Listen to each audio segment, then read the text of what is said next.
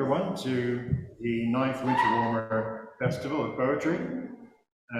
We're thrilled to be able to present to you our first hybrid poetry festival. And we're starting off with an absolutely intriguing first event here this evening. I have with me Lorna Shaughnessy, who is the writer of A Sacrificial Wind, which we're about to watch very shortly. And then after that has been viewed, we're going to come back to Lorna for a short Q&A at the end of that. So I'm briefly going to introduce Lorna to you. Lorna has published 4 poetry collections, Torching the Brown River, Witness Trees, Lark Water, and most recently Lark Water, that's right, all from Salmon Poetry, and Anchored, of course, was the one before that.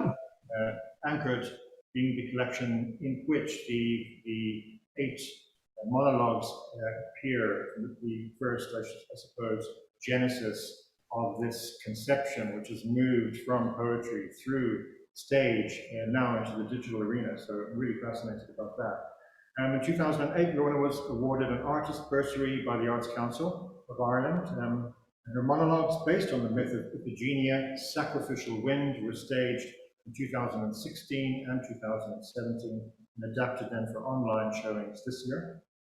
Lorna lectures in Hispanic Studies at NUI Galway and translates Galician, Spanish and Latin American poetry, including 2 collections by Manuel Rivas. She is the director of Crosswinds, Irish and Galician Poetry and Translation, a collaboration of poets and translators in Galicia and Ireland. We're thrilled to have you here with us today, Lorna. So I'm going to hand it over to you to introduce this wonderful play. Thank you, Paul. And thank you very much to the Winter Warmer Festival for hosting me and hosting the film. It's a great honor to be part of this venture. The video we're about to watch is based on the story of Iphigenia, who was the eldest daughter of Agamemnon and who was sacrificed to guarantee fair winds for the Greek fleet to sail to Troy. It's an episode in Greek mythology that undermines some of the more heroic versions of the Trojan Wars. Iphigenia's story poses very challenging questions about betrayal, about complicity, and the dynamics of power. Who profits from war, and who gets to be the collateral damage? My own journey with Iphigenia began about 8 years ago when I wrote a sequence of poems called the Orla's Monologues. I was delighted when director Max Hafler approached me and asked if I would be interested in developing a version to be staged. I wrote another 8 monologues, and together with just 3 actors, Michael Irwin, Catherine Denning, and Orla Tubridy, playing all the roles, the stage version of The Sacrificial Wind evolved. In January 2021, the piece was reimagined for video to be screened online. Max, the director, had to hold rehearsals via Zoom as we were in full lockdown, and each actor was filmed in their own home using their mobile phones. We think the results are intense and atmospheric. We hope you enjoy it.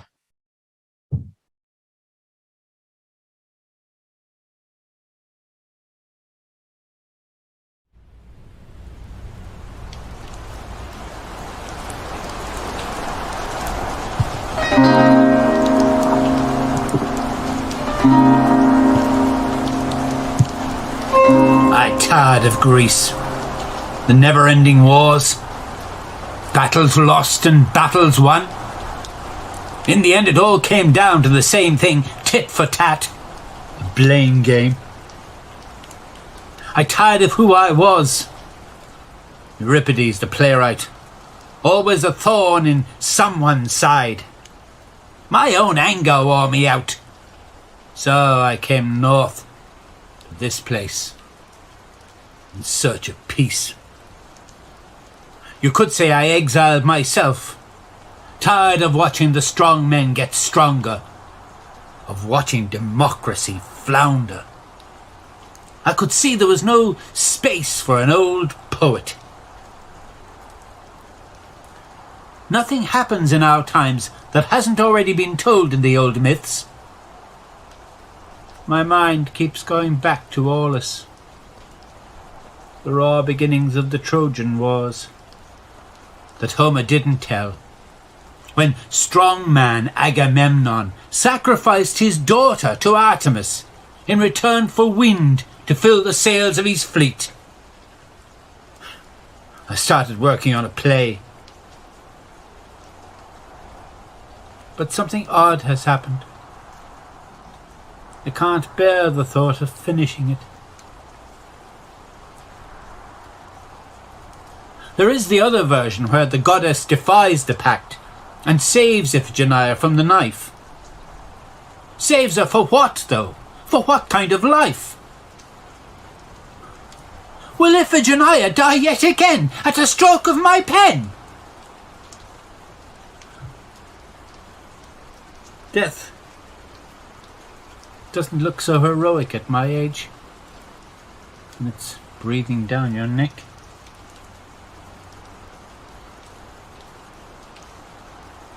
Is there a right ending to a story like this?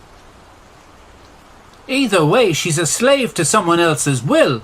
A young girl, barely visible in the bigger schemes, dreamed up by gods or men. The vanity of a cuckolded husband demands the public stage of war. But without wind, the performance cannot begin.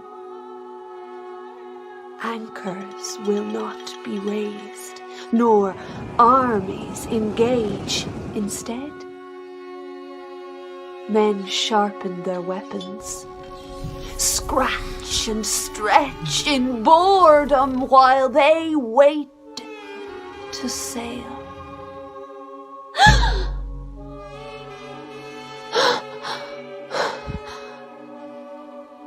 The first victim of this war will die here today. No soldier, but an unarmed girl. Agamemnon's firstborn, given in exchange for Artemis to blow wind into their sails and send them on their way. Even for the gods, a bizarre piece of trade.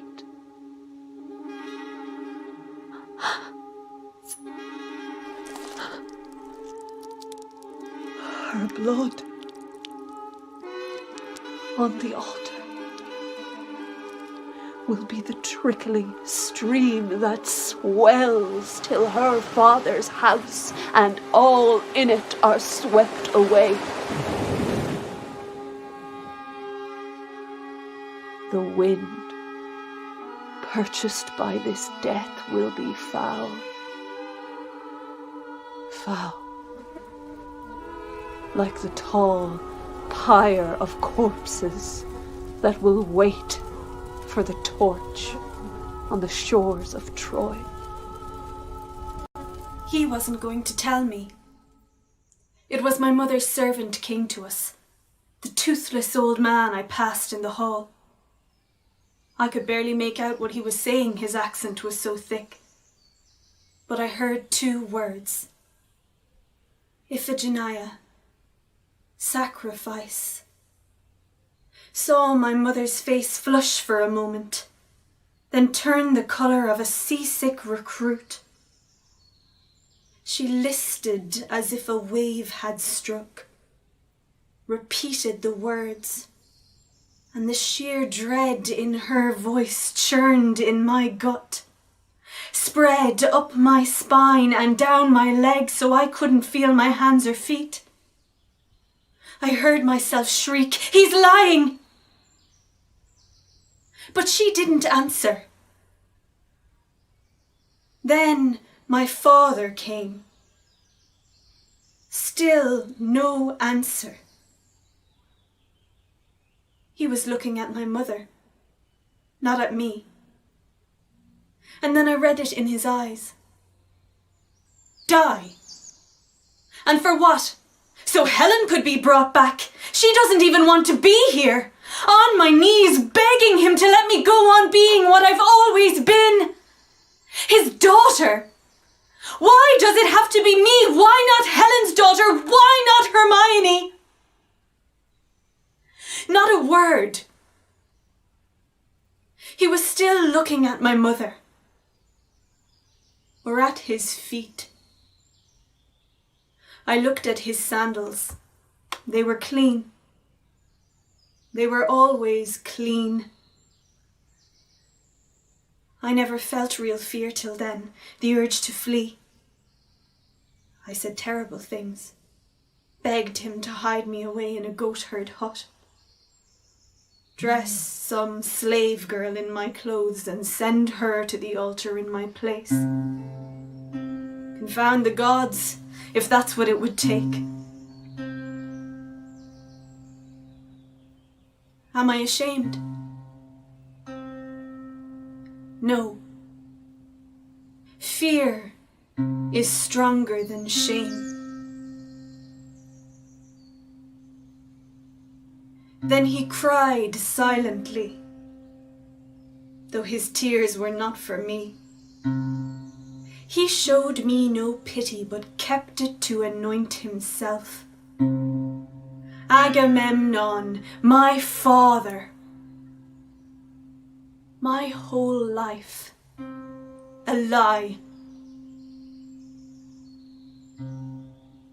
Will you watch as the priest draws his blade across my throat?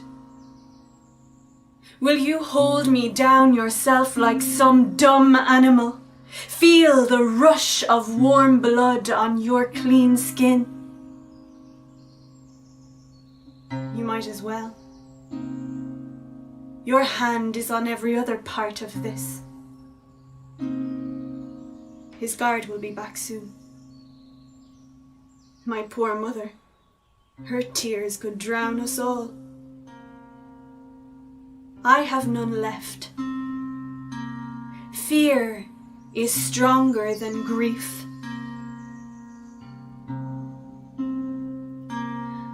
I see her now as a broken mosaic with lots of pieces missing. Something from a distant past. And I know the readied knife has already severed me from everything I loved. What happened, Iphigenia? You came out fighting, your instincts primed at full throttle. You threw yourself at your father's feet, arms around his legs, and begged for recognition, for mercy, for your life.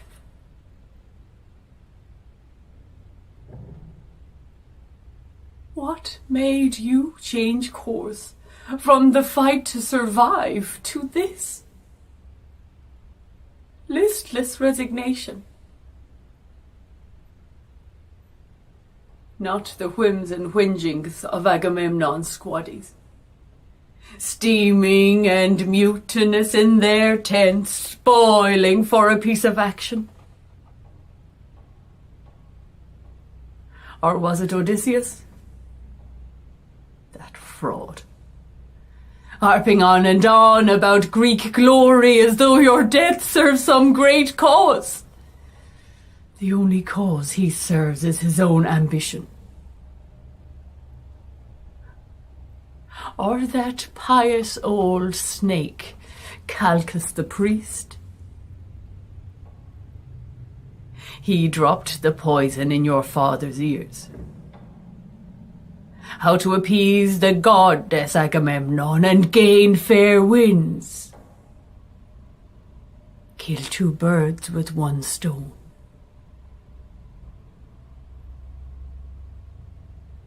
Kill two birds and still your fluttering heart.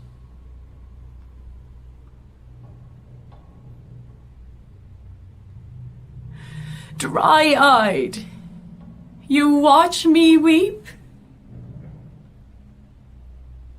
We both know the gods have little interest in a mother's tears. But that won't stop me plaguing them, beating at their doors with my prayers and offerings. I gave you a name that means strong-born. But what strength is there in this silence? Hold tight unto life, Iphigenia. Do not make it easy for them. I would rather see you kick and scratch at their eyes, swear and curse their houses with foul obscenities, than surrender your lost moments in this mute surrender.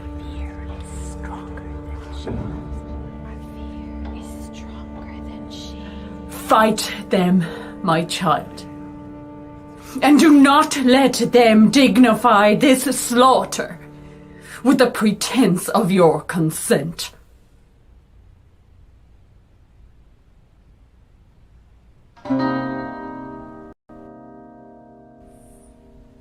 Blame is a coin, passed down from hand to hand. It starts off hidden in the fists of powerful men, but like most things they want to be rid of, it finds its way down here to the likes of us. I'll give you an example. Helen runs off with Paris. Good riddance, I've heard some say. But her husband, a powerful man, gathers the lords, all their ships, all prepared for war. When out of nowhere this eerie stillness descends. We wait. Temperatures rise. We wait some more. Supplies run down. The men wager and squabble. Nature won't comply. So Agamemnon sends Calchas to go find out the gods' true intentions. The priest comes back with sly and sinister counsel. Artemis bears a stubborn grudge, he says. There'll be no wind till Agamemnon pays a price with his own kin. Next thing we hear the officers muttering. Years of loyal service, no thanks, bad mouth on the eve of a campaign. While Calchas drip feeds hints in high places. The men couldn't be trusted. The anger meant for Troy could climax too soon. All that frustration spurting out prematurely, who knows? They could even harm their own people.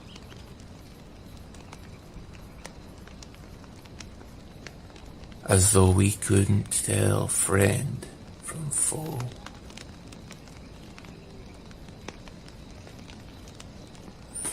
In the end, it wasn't us that harmed our own. Agamemnon needed to pass on the blame. Couldn't be seen to make a free choice. Couldn't shoulder the guilt for his daughter's death. So the coin passed down, hand to hand. It was tarnished by the time it came to us. The rank and file. It always is. It turned our fingers black.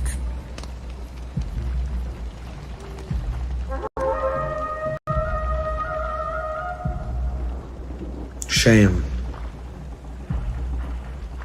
That was the first time in my life I'd felt it. Lorna mother looked at my scabbard, then looked me in the eye. My cheeks flushed like a boy's. I couldn't believe it when they told me that I was a pawn in Agamemnon's plot. He promised me Achilles as bait to lure his daughter to Aulis. Now she and her mother were on their way in a flurry of wedding plans and giddy girl servants. I was speechless. I was also first. It didn't even occur to him to ask. He just dangled me there like some kind of trinket and expected me to play along like all his lackeys. When her mother found out the truth, she brought the girl to me. She was so young. I couldn't take my eyes off her wrists, so bird-boned a man could circle them both with one hand.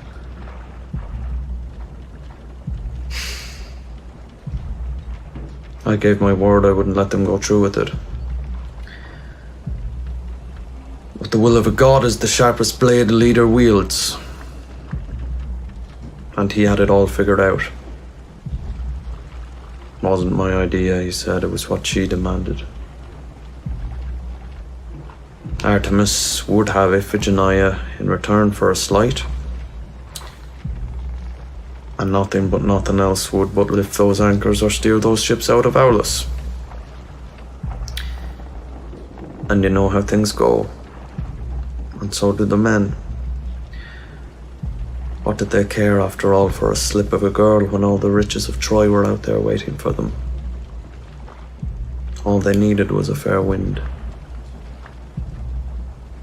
In their mind's eye they already saw themselves cloaked in victory spoils, rhymed into heroes for the people's ears, welcomed into warm beds.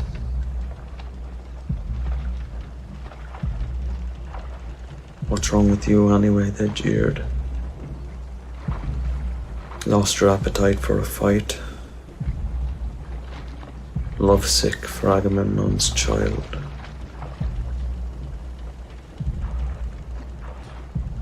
That made them laugh.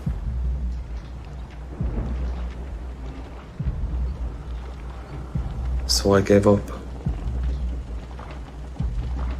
And my oath slid back into its scabbard limp. When her mother came to me again, still pleading, I told her straight that there was nothing that I could do.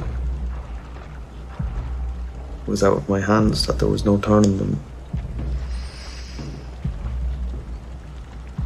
And that's when she looked at me like that.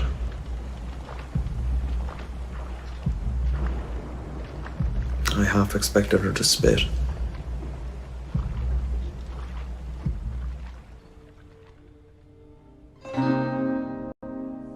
The oracle said if. No one seems to remember that part. It was perfectly clear. If the Greek fleet wanted to sail to Troy in pursuit of Helen, Iphigenia was the price that had to be paid. Artemis gave him a choice. Sacrifice the girl and win fair winds for the campaign, or else raise anchors, forget about Helen, Paris and Troy, and go home. It was his decision. Not that you'd think that listening to the troops. You'd swear I wrote the oracle myself the way they go on. I'm only the delivery boy. I suppose it's less complicated to hate a priest than a king or commander. Definitely safer than hating the gods. Soldiers are a superstitious bunch. Maybe it's because death is always in their sights. Theirs or someone else's. Better someone else's, let's face it. It was Odysseus suggested consulting the oracle. Funny how mud never sticks to Odysseus. What did they expect to come from the oracle? All that unnatural heat and stillness. It was clear the gods had a hand in it. And Agamemnon, knowing he had shown disrespect to a goddess, did he really think she would suddenly comply with his ambitions. No. She went right to the crux of the matter and made him choose fame or family. The oracle made him show his true colors. Of course, that's not how it looks to the men. Odysseus made sure of that. Put a nice spin on it. Poor Agamemnon, forced to sacrifice his poor little girl for the glory of Greece. Whatever that means.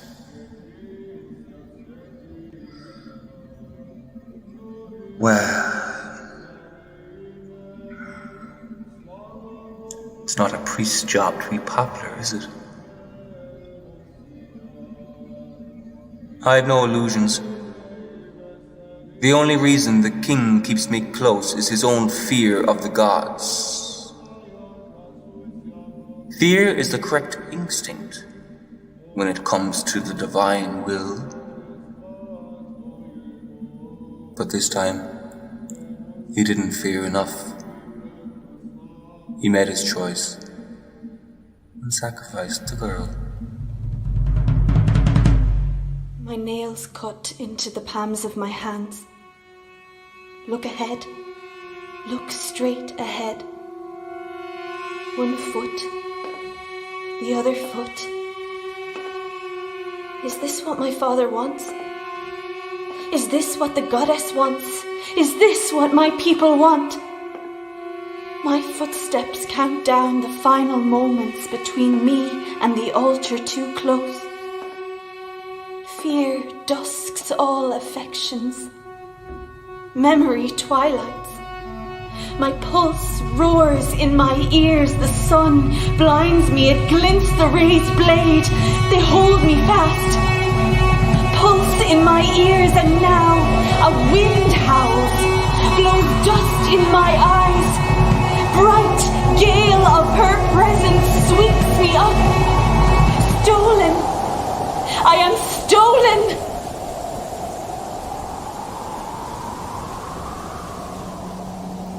But no one could bargain for what happened next. The strangest sacrifice I'd ever seen. The moment the knife was raised, a gale blew up, out of nowhere, blinding us to dust. As soon as we could see again, the victim was gone, magicked away, and replaced by a deer, its life bleeding away on the altar.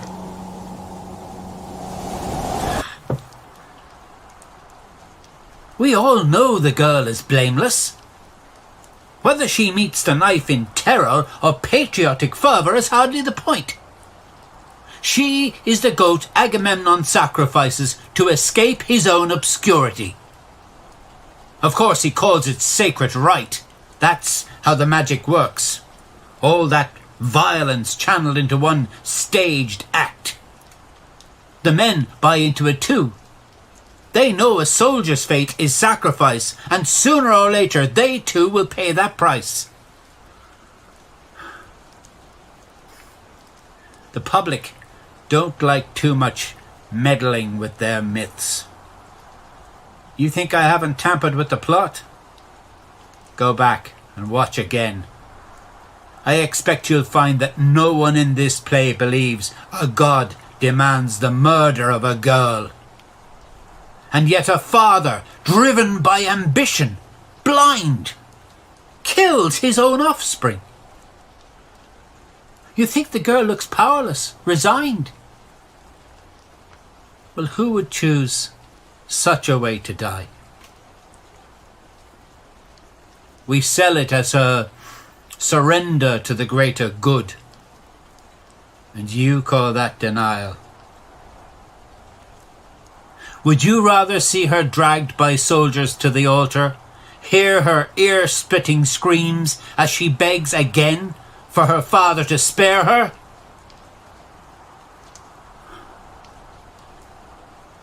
Maybe I've seen enough pointless killing in my time. The ending's not what I'd have wanted, I'll grant you that. Maybe I didn't take any risks. Maybe I was just old and tired. But divine intervention's a pretty safe card. The truth is, when a story leads to such a cruel cul-de-sac, sometimes magic is the only way out.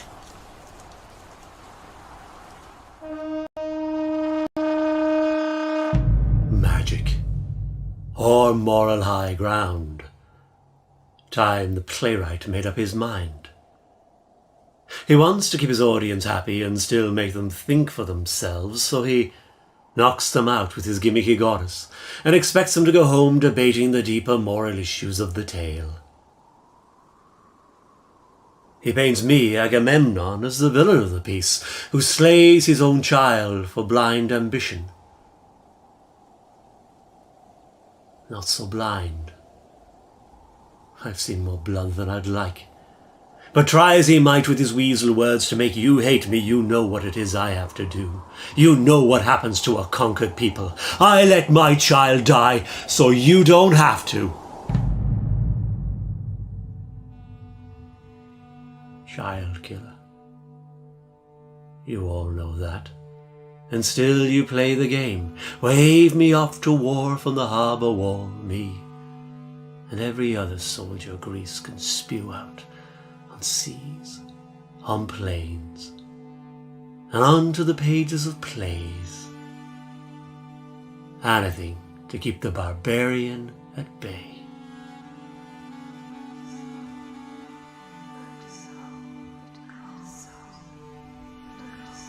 And so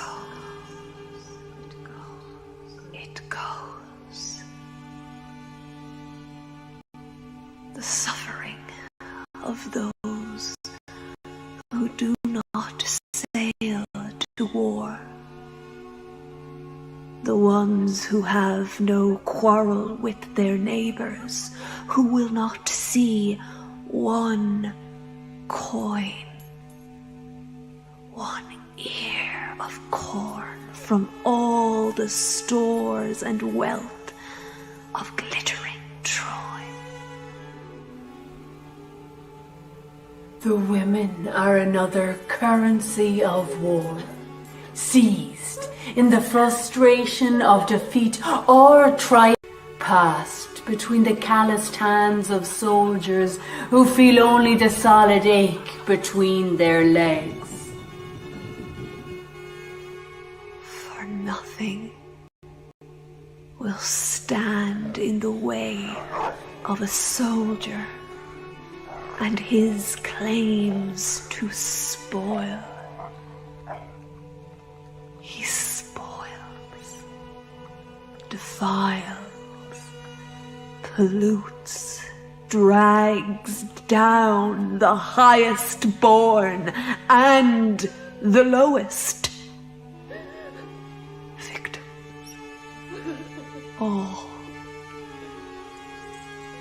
All to be taken as slaves. Who would be a Trojan woman now, as the Greeks advance with stealth on compliant seas? Women, sleeping in their beds, unaware they will lose not just their men, but also their freedom.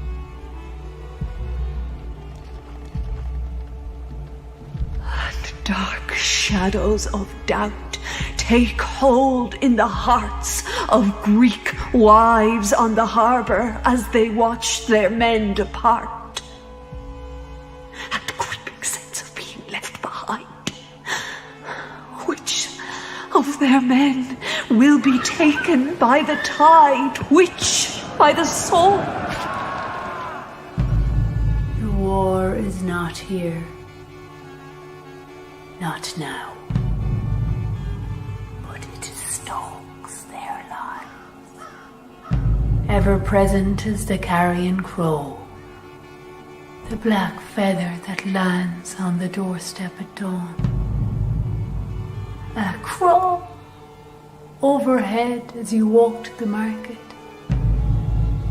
A rustling in the eaves as the children sleep. And so it goes.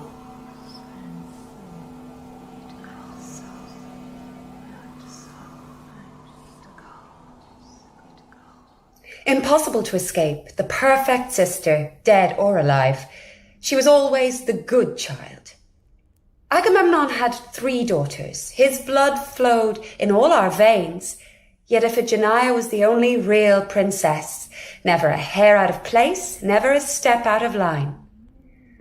While Electra and I played catch with our little brother, she sat with our mother, learning to weave. I don't know that we were all that raucous, or if we just seemed that way when we barged in on her solitude over and over again. There were only 4 years between us, and yet I can't remember her any younger than 10. It was as if she was never really a child, always nearly a woman. Sometimes Electra and I giggled so hard we were banished from the table. Sometimes when Father dealt harshly with us, her cheeks would fill up and her eyes burn. That used to make me really mad. What was she getting so upset about? She wasn't the one going without dinner or being sent to bed early. She was so bloody good. It got on my nerves. But not even Iphigenia could challenge Agamemnon, our king, lord, and father.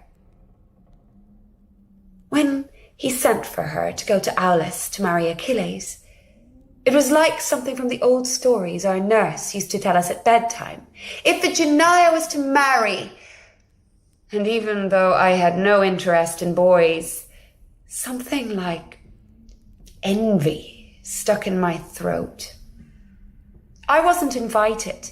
Neither was Electra. I was so cross. The minute they left, I went up to her room, tore down all her gowns, and threw them on the floor. What kind of a sister does such a thing? How could I know she would be taken from us, and not into marriage? Later, the word came from Aulis. Then Mother came home.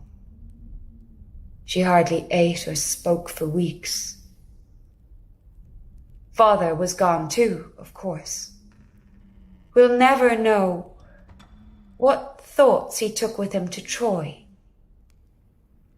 What was the last thing she said to him?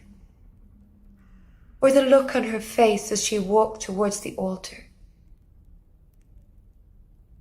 What did he see there?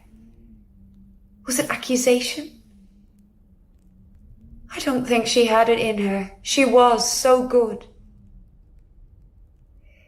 Did that last look stay with him, far from home, as he paced the shores of Troy on the eve of battle? Or looked up at the night sky, the same stars that lit up our nights in Mycenae?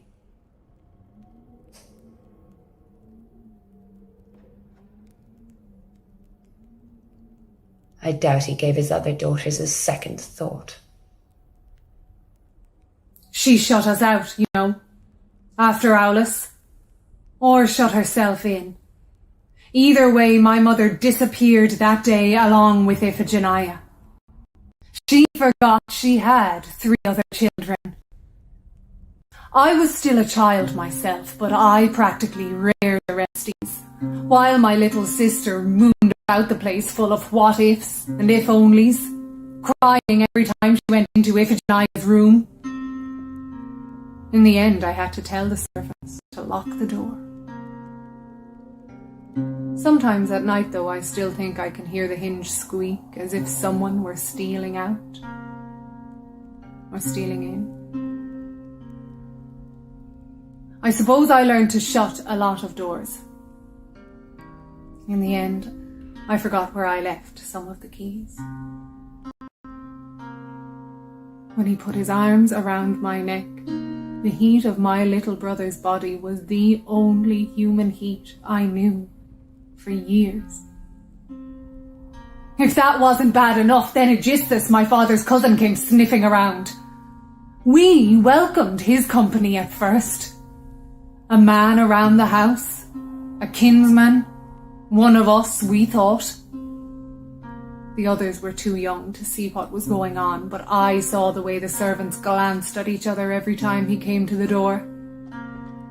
I saw the way he drew her out, our mother, working his way past the hard shell of her grief, like working a pin into a periwinkle till it catches hold of the coiled flesh and pulls it out. And I saw the change in her. It wasn't as if she was swept away by passion.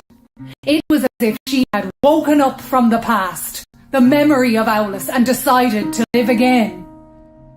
She never mentions Iphigenia. She never mentions our father. She never shows affection. Not to Aegisthus. Not to us. Her children. She has decided to live this way, with him by her side. And we must share in the lie of this usurper, this cuckoo in our home. There was something about the silence that fell after they led her away to the altar. They kept me in the tent. But even before the messenger burst in to tell me, I knew it was a fate more frightening than death. Artemis had called in her favour, but not the way the oracle said.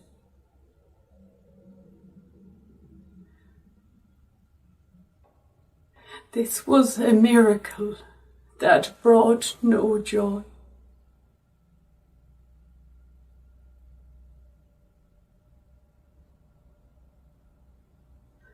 Where are you, Iphigenia? Are you alive or dead? And can you hear me? If I could speak to you once more, I would say just one thing. That you are loved and loved and loved. I can't bear to think of the last words I spoke to you. That I talked of things as stupid as strength and dignity when all I wanted to say was live. Iphigenia, live. Your lovely young body. And who will comb your hair?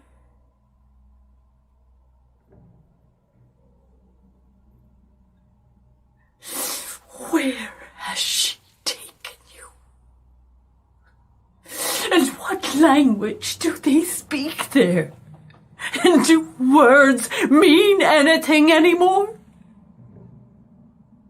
Mother, father, Greece. And what is Greece? The Greece we know has sailed for Troy, and it rocks on the tides. And we women wait, suspended between a past we know and a future we cannot predict. Women, all in the same boat, not knowing who will return to our harbours.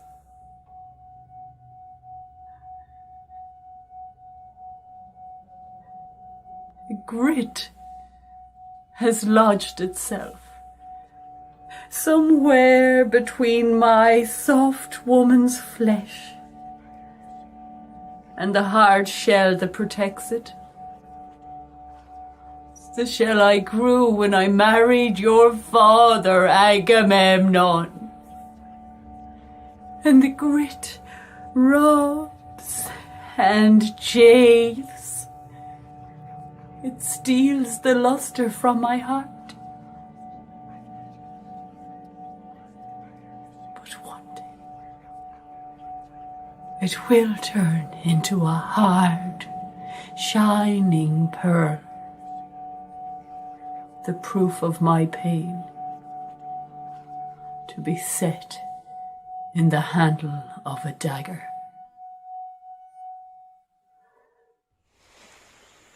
My second spawning was here on these shores in Taurus. The start of a new life, gifted by Artemis. Though I didn't ask for it, any more than I asked for death in Aulis. A newborn, old enough to marry. But that's all gone now. Gone with the old life. I belong to her now, chaste priestess. I serve her with sacrificial rites I have little taste for. But where's the wonder in that? I miss my home. Thoughts of it bring a pain that cuts deeper than the sacrificial blade. I swallow back the bile that rises when I think of Agamemnon. Blink away scalding tears when I recall my mother's face.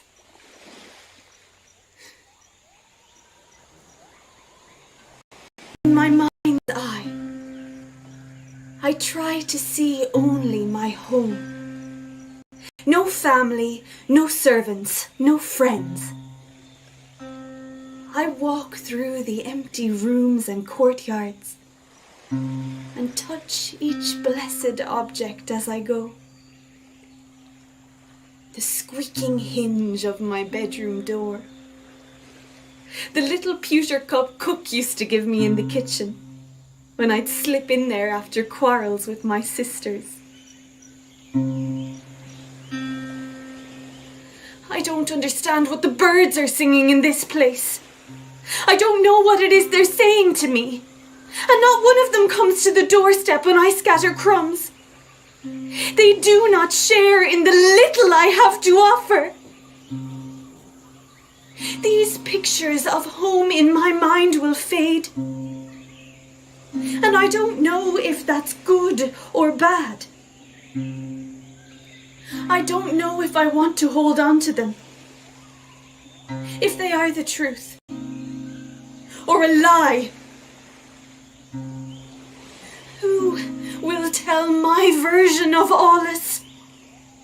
Will the aloneness of my walk to the altar be erased in some flashy theatrical trick on the stage of war?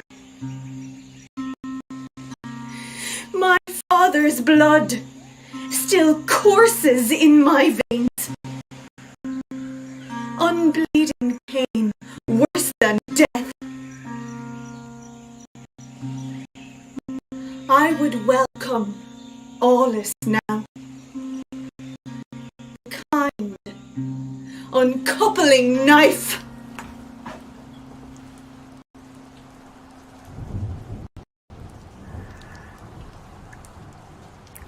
Rain-sodden sparrows peck the last seeds from my doorstep. My bones ache from the damp. I wish I could summon as much courage in my own heart as I penned in Iphigenia's mouth. She knew. No rite or miracle would change the course of Sacrificial Wind. She knew that men would set 1,000 sails against their better senses, and still she laid bare her neck to the knife and shamed the house of Atreus. I want to believe that suffering can be contained by the will of the gods, so it won't infect us all. I try to trust in what I do not know. The power of this tale to speak beyond my control. A different kind of magic that no one can predict. the one that happens in the minds of those who witness it.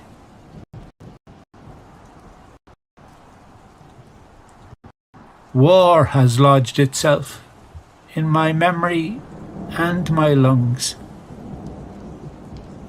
and nothing that I write seems to dock in the safe harbour of conclusion.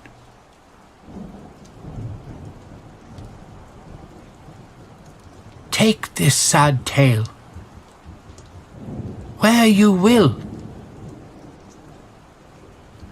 Raise its anchor from my heart. Cast it adrift.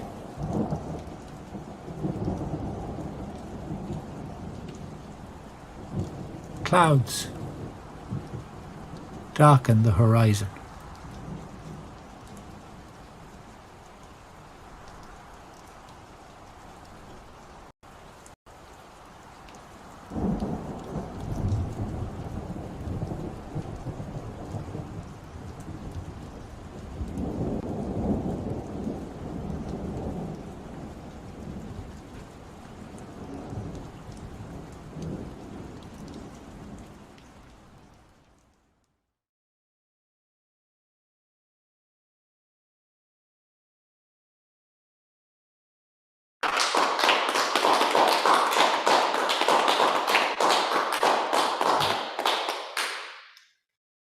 Wow, what a performance, what a piece. That is absolutely stunning. You must be very proud of that, Lorna. Well, blown away by the performances, really, and the collaborative work involved. You know, to be honest, of the different iterations of this work, the video production is the one I've had the smallest hand in, apart from some small edits. Some changes in the sequence. Well, in fact, we used the original sequence of monologues that we'd had to change when we only had 3 actors doing all the parts for the stage version. But really, this video production is really down to extraordinary performances by everyone. Max's direction, and then the technical support of John Margetts and Barra Convery were amazing. Absolutely captivating. But obviously so much more powerful because it's been through so many stages and phases of evolution, you know, going from poetry to stage to now to video in this way.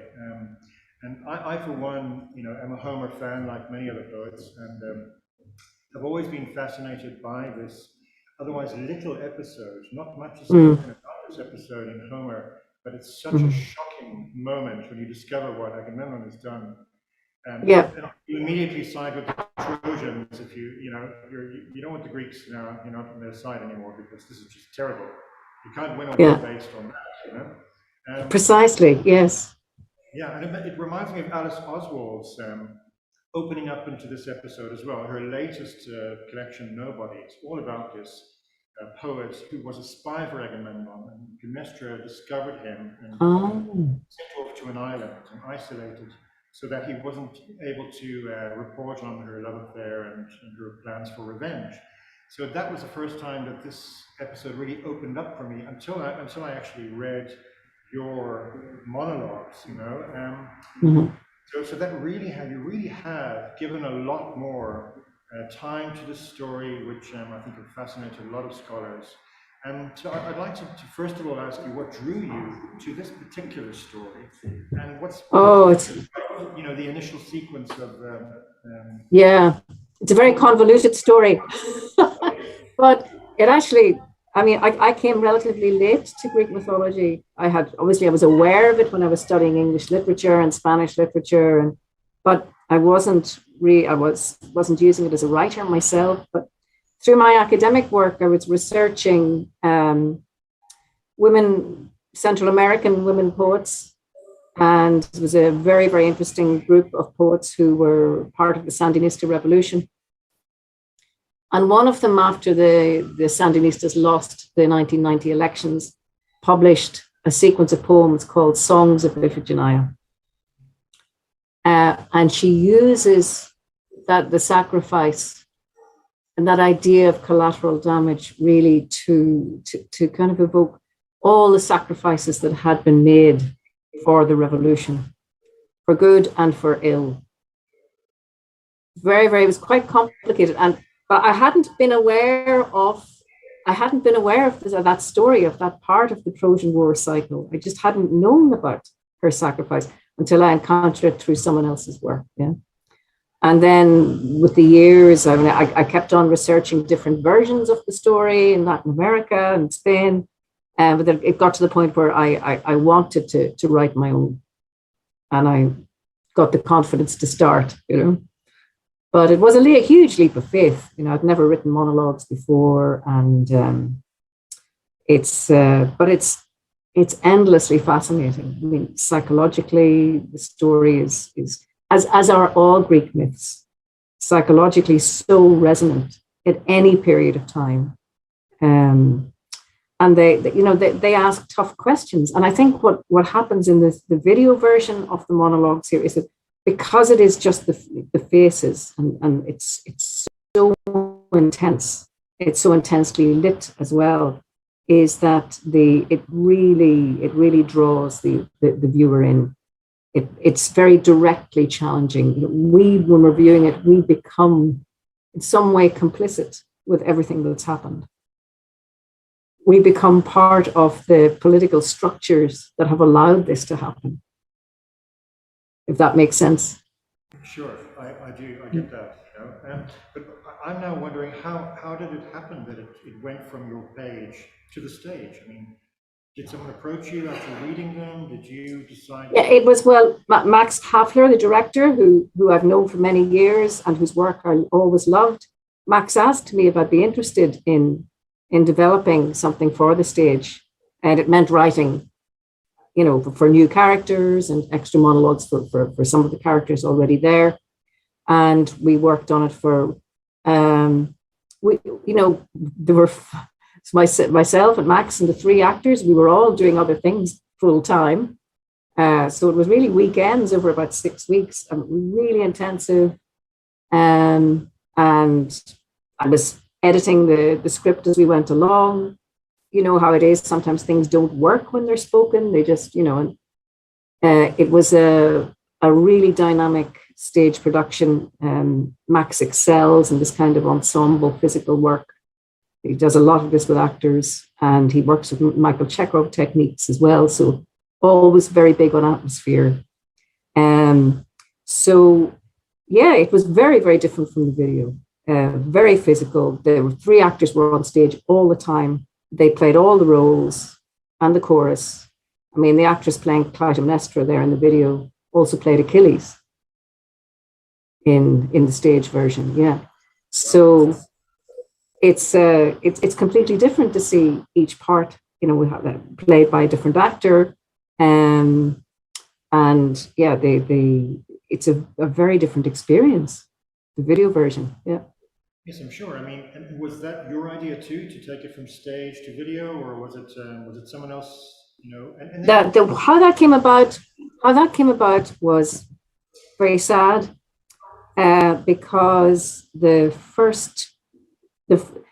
reason why we were able to stage the stage version initially was because Mary McPartlin, wonderful singer and arts practitioner, was running a program of events in NUI Galway for many years called Arts in Action.